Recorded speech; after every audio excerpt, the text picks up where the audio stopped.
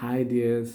ഇന്ന് ഏതെങ്കിലും വളരെ കുഴഞ്ഞു മറിഞ്ഞ പ്രശ്നത്തിൽ കൂടെ ആരെങ്കിലും കടന്നു പോകുന്നുണ്ടെങ്കിൽ അവർ ചെയ്യേണ്ടതായിട്ടുള്ള 2 പ്രധാനപ്പെട്ട സ്റ്റെപ്സ് ഒന്ന് പറഞ്ഞിട്ട് ഞാൻ നിർത്താൻ ആഗ്രഹിക്കുക. ഞാനിത് പറയാൻ കാരണം എൻ്റെ ജീവിതത്തിൽ അപ്രകാരമുള്ള പ്രശ്നങ്ങൾ വന്നപ്പം ഈ 2 സ്റ്റെപ്സ് എന്നെ ഹെൽപ്പ് ചെയ്തു. എന്നെ ആ പരിപൂർണമായ വിഷയങ്ങളിൽ നിന്നൊക്കെയും വിടുതൽ ലഭിക്കുവാനായിട്ട് എനിക്ക് ഭാഗ്യം കിട്ടി. അപ്പോൾ അത് നിങ്ങളുമായിട്ട് ഷെയർ ചെയ്യണമെന്ന് എനിക്ക് തോന്നി. അതുകൊണ്ടാണ് ഞാനിന്ന് നിങ്ങളുടെ അടുക്കൽ വന്നിരിക്കുന്നത്. ഒന്നാമത്തെ നമ്മൾ ചെയ്യേണ്ട സ്റ്റെപ്പ് എന്ന് പറയുന്നത്, നമ്മളുടെ ജീവിതത്തിൽ നമ്മളിൽ വസിച്ച് നമ്മളെ വിടുവിക്കാനാണ് നമ്മളെ സൃഷ്ടാവിൻ്റെ ആഗ്രഹം. അതിനു വേണ്ടിയാണ് യേശു കർത്താവ് ഭൂമിയിലേക്ക് വരികയും നമുക്ക് വേണ്ടി മരിക്കുകയും അടക്കപ്പെടുകയും ഉയർത്തെഴുന്നേൽക്കുകയും ഒക്കെ ചെയ്തത്. യേശു കർത്താവ് സ്വർഗത്തിലേക്ക് പോയി ഇനിയും വീണ്ടും വരുമെന്ന് വാഗ്ദത്തം ചെയ്തിരിക്കുക. എന്നാൽ അതേ സമയത്ത് തന്നെ പരിശുദ്ധാത്മാവിൽ നമ്മുടെ ഉള്ളിൽ വസിച്ച് നമ്മുടെ പ്രശ്നങ്ങൾക്ക് പരിഹാരം വരുത്താനായിട്ട് അവന് ഭയങ്കര സന്തോഷമാണ്. അതിന്നും ചെയ്തുകൊണ്ടിരിക്കുന്നു. ഞാനതിൻ്റെ ഒരു സാക്ഷിയാണ്. ഇത് ശരിയാണോ തെറ്റാണോ എന്ന് എങ്ങനെ അറിയാം? നമ്മൾ അപ്ലൈ ചെയ്ത് നോക്കുമ്പോൾ അറിയാം. നമുക്കതിന് വേറെ കുറേ കഷ്ടപ്പെടേണ്ട ആവശ്യമില്ലല്ലോ. കറണ്ട് സപ്ലൈ ഉണ്ടോ എന്നുള്ള സ്വിച്ച് ഇട്ട് അറിയാലോ. അതിനുവേണ്ടി നമ്മൾ ജനറേറ്റർ വർക്ക് ചെയ്യുന്നുണ്ടോയെന്നോ, സബ്സ്റ്റേഷനിൽ കറണ്ട് ഉണ്ടോയെന്നോ, അതല്ലെങ്കിൽ ഡാമിൽ വെള്ളം ഉണ്ടോയെന്നോ ഒന്നും നമ്മൾ അന്വേഷിക്കണ്ടല്ലോ. സ്വിച്ച് ഇട്ട് കഴിഞ്ഞാൽ കറണ്ട് ഉണ്ടെങ്കിൽ ലൈറ്റ് കത്തും അല്ലേ?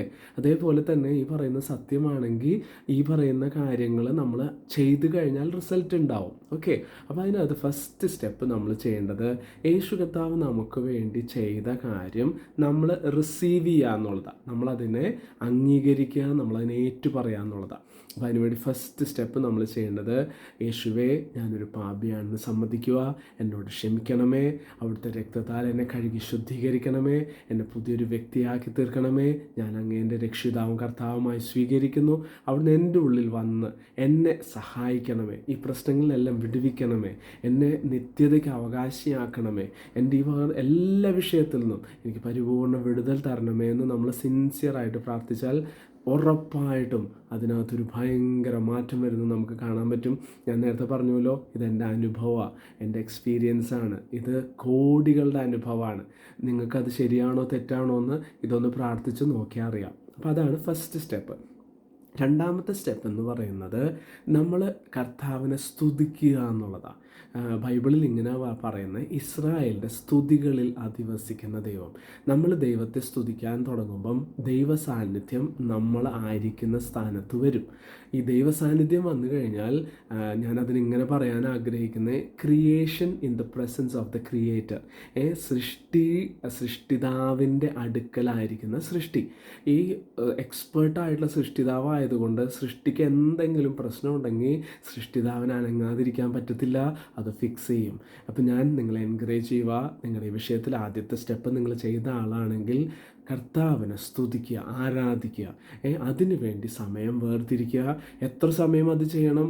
അതിനകത്തൊരു വിടുതൽ കാണുന്നവരെ കർത്താവിൻ്റെ സന്നിധിയിൽ ഇരുന്ന് കർത്താവിനെ അങ്ങ് സ്തുതിക്കുക. ദൈവ സാന്നിധ്യം നിങ്ങളായിരിക്കുന്ന സ്ഥലത്ത് വരികയും നിങ്ങളുടെ വിഷയത്തിന്മേൽ ഭയങ്കര മാറ്റം വരുന്നത്. ദൈവം ഒരു വിഷയം സോൾവ് ചെയ്ത് കഴിഞ്ഞാൽ അത് എന്നേക്കുമായിട്ട് ആ ദൈവം സോൾവ് ചെയ്യുന്നത്. അത് എത്ര സമയമെടുത്താലും അത് ദൈവം ചെയ്തിരിക്കും. അതിനുവേണ്ടി നമ്മൾ എത്ര സമയം ദൈവസേനയിൽ സ്പെൻഡ് ചെയ്യുന്നു എന്നുള്ളതിനനുസരിച്ചാണ് അതിൻ്റെ സ്പീഡായിരിക്കുക.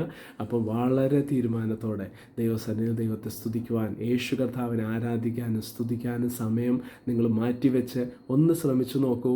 എന്താണ്ടാവണമെന്ന് കാണാലോ. അതിനുവേണ്ടി ഞാൻ എൻകറേജ് ചെയ്യുക. ദൈവം എൻ്റെ ജീവിതത്തിൽ മാറ്റം വരുത്തി.